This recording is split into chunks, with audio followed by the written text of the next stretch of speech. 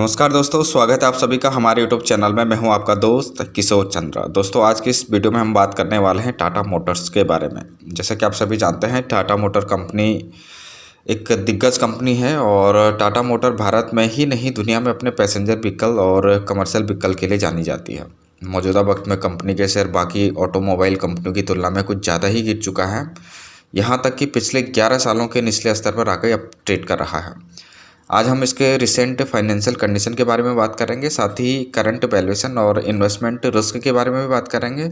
इसके अलावा यह भी जानने का प्रयास करेंगे कि टाटा मोटर में हाल फिलहाल में इन्वेस्टमेंट करना फ़ायदेमंद होगा या नहीं। और आखिर में हम इंट्राडे ट्रेडिंग के लिए कुछ टारगेट भी फाइंड आउट करने की कोशिश करें। तो दोस्तों, काफ़ी इंपॉर्टेंट इन्फॉर्मेशन है, वीडियो में अंत तक बने रहें। और अगर अभी तक आपने हमारे चैनल को सब्सक्राइब नहीं किया है तो प्लीज़ अभी सब्सक्राइब करें। दोस्तों, सबसे पहले टाटा मोटर्स के कल के शेयर प्राइस के बारे में सभी दोस्तों से चर्चा करना चाहूँगा। जैसे कि कल टाटा मोटर ओपन हुआ था 76 रुपये 75 पैसे पे। हाई बनाया था इसने 78.65 का और लो बनाया था 74.40 और क्लोज हुआ था 75.65 पे, यानी कि परसों की तुलना में कुछ थोड़ा बहुत ऊपर बंद हुआ था। अब हम बात करते हैं रिसेंट फाइनेंशियल कंडीशन के बारे में। हाँ जी, टाटा मोटर्स की जो रिसेंट फाइनेंशियल कंडीशन है उसके बारे में मैं चर्चा करना चाहूँगा आप सभी से। Share price plunged 62% since the beginning 2020, यानी कि 2020 की शुरुआत से लेके अभी तक कंपनी के शेयर प्राइस में लगभग 62% तक की गिरावट आ चुकी है, और जो कि एक बहुत बड़ी गिरावट है और टाटा जैसी कंपनी के लिए ये काफ़ी चिंता का विषय है। Tata motor share trading at 11 year low price. Tata motor के शेयर अभी पिछले 11 सालों के निचले स्तर पर ट्रेड कर रहे हैं, तो ये भी कंपनी के लिए बहुत बड़ा चिंता का कारण है। Financial year 2020 sales drop both in commercial and passenger vehicle. दोनों सेगमेंट में कंपनी की सेल्स काफ़ी गिरी है। The sales drop in much more than the industrial sales drop. Industry में भी देखा होगा आपने कि ऑटोमोबाइल सेक्टर में काफ़ी रिसेशन चल रहा है पिछले 1-2 सालों से, लेकिन इंडस्ट्री की तुलना में भी कुछ ज़्यादा ही टाटा मोटर्स के सेल्स में ड्रॉप डाउन हुआ है। Sales dropped 82% on year on, मतलब पिछले साल की तुलना में अभी कंपनी की सेल में लगभग 82% तक की गिरावट आई है। तो दोस्तों, ये बहुत बड़ी गिरावट है और टाटा मोटर जैसी कंपनी के लिए इस तरीके से मार्केट का में सेल्स ड्रॉप होना एक अच्छी खबर नहीं मानी जाएगी। Total sales stood at 12,942 unit in March compare to 74,680 unit in the same month last year, यानी कि पिछले साल मार्च के महीने में टाटा मोटर ने लगभग 74,680 गाड़ियां सेल्स की थी, और अभी इस मार्च की बात करें तो केवल 12,942 यूनिट ही टाटा मोटर सेल्स कर पाई है। तो आप देख सकते हैं कितनी बड़ा गैपिंग है, कितना बड़ा डिफरेंस है, कितनी बड़ी सेल्स डाउन हुई है टाटा मोटर की। तो कुल मिला के देखा जाए, कंपनी का जो रिसेंट फाइनेंशियल कंडीशन है वो किसी भी हालत में बेहतर नहीं मानी जाएगी। तो दोस्तों, अब बात करते हैं टाटा मोटर के सबसे ज़्यादा रेवेन्यू जनरेटेड सेगमेंट जगुआर और लैंड रोवर की। तो दोस्तों, हाल फिलहाल में लैंड रोवर और जगुआर की प्रोडक्शन को सस्पेंड कर दिया गया है। चाइना को अगर छोड़ते हैं तो लगभग हर जगह, यानी कि अमेरिका, यूरोप में इसके प्रोडक्शन को सस्पेंड कर दिया गया है।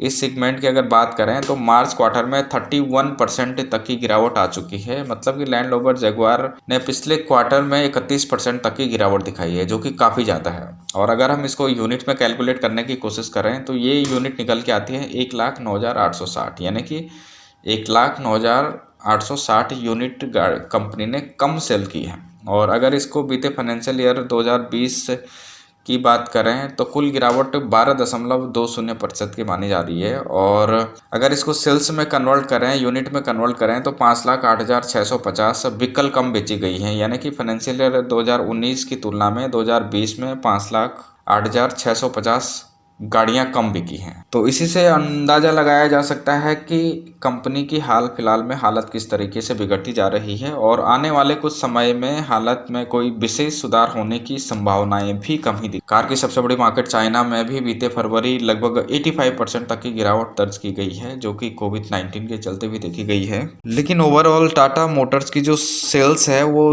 डे बाई डे गिरती जा रही है, और ये कोविड-19 के इफेक्ट के बाद में भी इसके जारी रहने की संभावना है। ये भी एक सबसे बड़ी चिंता का कारण है।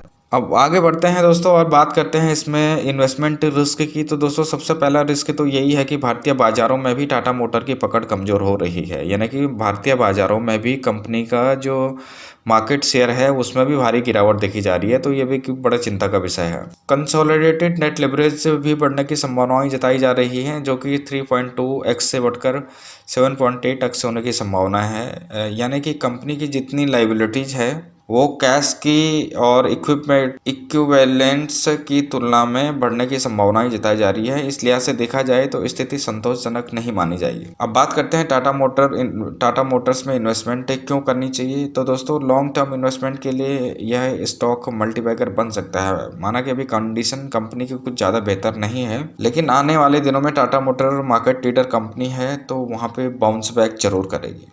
और सबसे पहली बात तो यह है कि टाटा मोटर कस्टमर, एम्प्लॉय और इन्वेस्टर के हितों का पूरा ख्याल रखती है। इसमें प्रमोटर की अगर हिस्सेदारी देखें तो 43.3% है। कंपनी का पीई रेशियो -22.25 है कि जो कि काफ़ी अट्रैक्टिव है। प्राइस बुक वैल्यू 0.43 है, यानी कि प्राइस वैल्यू काफ़ी कम है कंपनी की। स्टॉक अपने निचले लेवल पे ट्रेड कर रहा है, पिछले 11-12 सालों से के निचले स्तर पर ट्रेड कर रहा है। तो इन सब चीज़ों को देख के हुए यही लगता है कि कंपनी में अभी इन्वेस्टमेंट किया जा। और आने वाले कुछ समय में अगर देखें, अगर कुछ 4-5 साल में अगर देखें तो कंपनी का ये शेयर मल्टी बैगर शेयर बन सकता है। 24 अप्रैल की टारगेट प्राइस की बात कर रहे हैं तो अगर 79 से ऊपर अगर ये स्टॉक ओपन होता है तो यहाँ पे फिर 82 और 85 तक के भी टारगेट देखे जा सकते हैं। और अगर 75 रुपये से अगर नीचे स्टॉक ओपन होता है तो इसमें 73 रुपये और 70 रुपये के तक के भी टारगेट देखे जा सकते हैं। तो दोस्तों ये तो रही टाटा मोटर के बारे में पूरी जानकारी। अगर आपको जानकारी पसंद आए तो प्लीज़ चैनल को लाइक शेयर सब्सक्राइब जरूर करें। वीडियो देखने के लिए आपका बहुत बहुत धन्यवाद। अगली वीडियो में फिर मिलते हैं, तब तक के लिए नमस्कार, जय।